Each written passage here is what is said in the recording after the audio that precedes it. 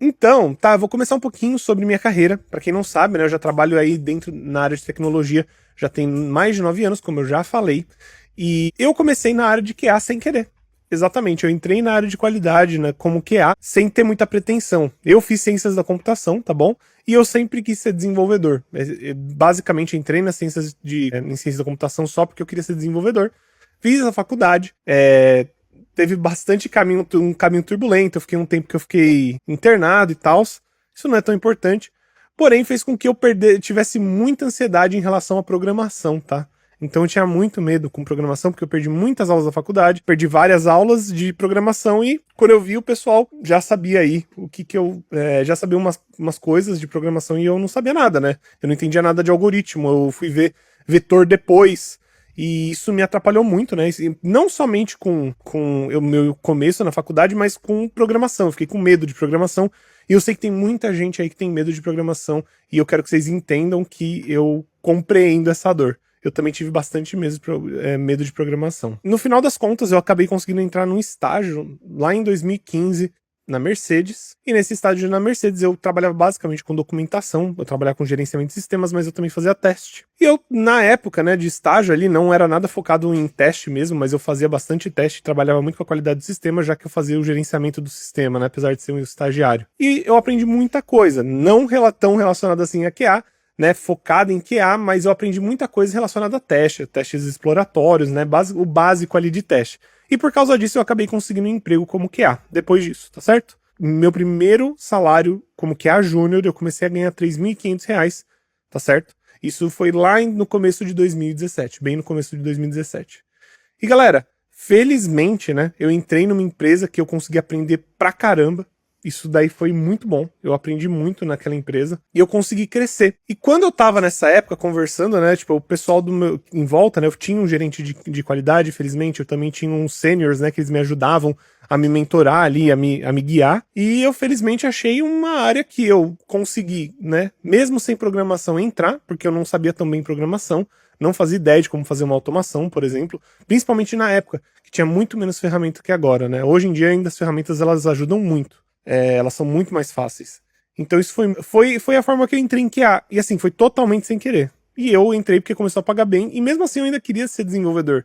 Mas eu comecei a querer ser tanto na área de QA que eu meio que deixei pra lá. Eu falei, poxa, a área de qualidade é muito boa. E desenvolvimento eu sei fazer e eu consigo fazer pra mim mesmo se eu quiser. Então se eu quiser desenvolver uma coisa, eu posso desenvolver da minha cabeça. Numa ideia da minha cabeça, não da dos outros. Eu pensava, né? E como QA, eu tenho uma carreira hoje bem estruturada, né?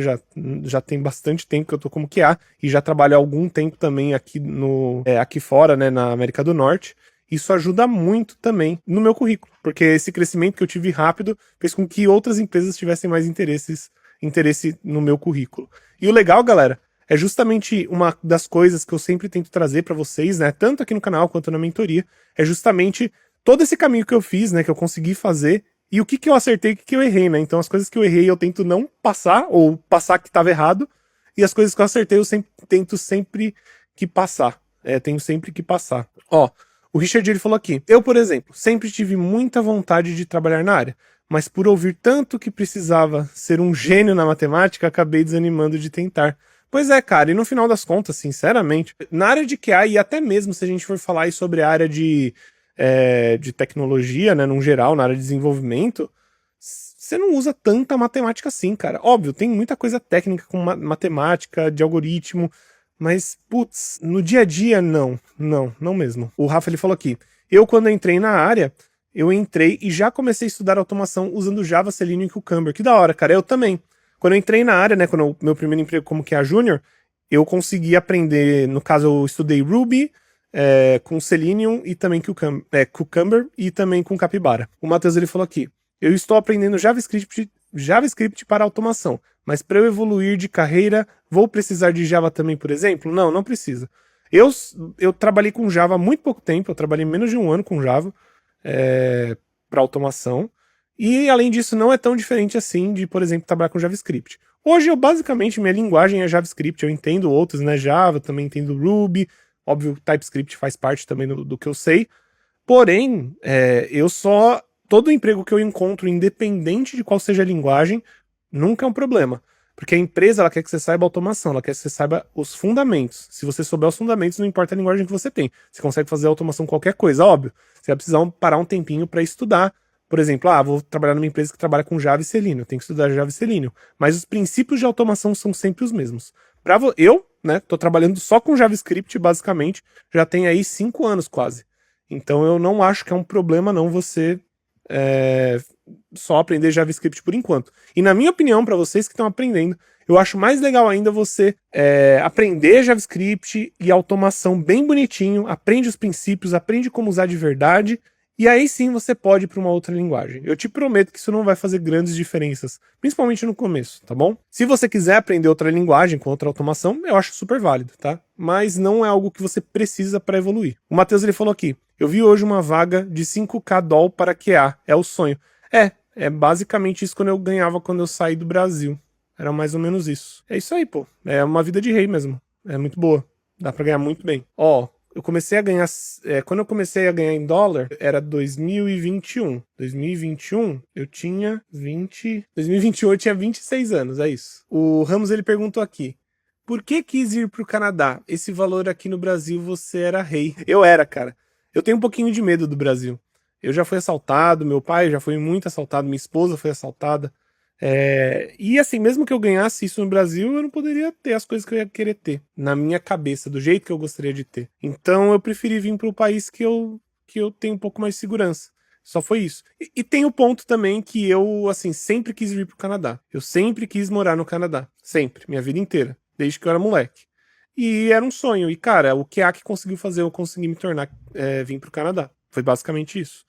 De verdade, eu não falo isso brincando. Eu não sei se eu teria a mesma ascensão, velocidade, também salário que eu tenho se eu fosse dev. Eu realmente não tenho certeza. Não porque eu não tenho capacidade para isso, porque eu acho que qualquer um consegue, mas a questão é que eu acho que tem muito mais competitividade no mundo de desenvolvimento. De QA nem tanto. Por isso que eu tô trazendo justamente o canal, né? Pra eu tentar mostrar para as pessoas como essa área é legal. Como que ela é uma área que realmente pode mudar a sua vida. E foi até mesmo o Rafa, né? O Rafa no Instagram, ele falou que ele começou como QA em 2017 e isso mudou a vida dele.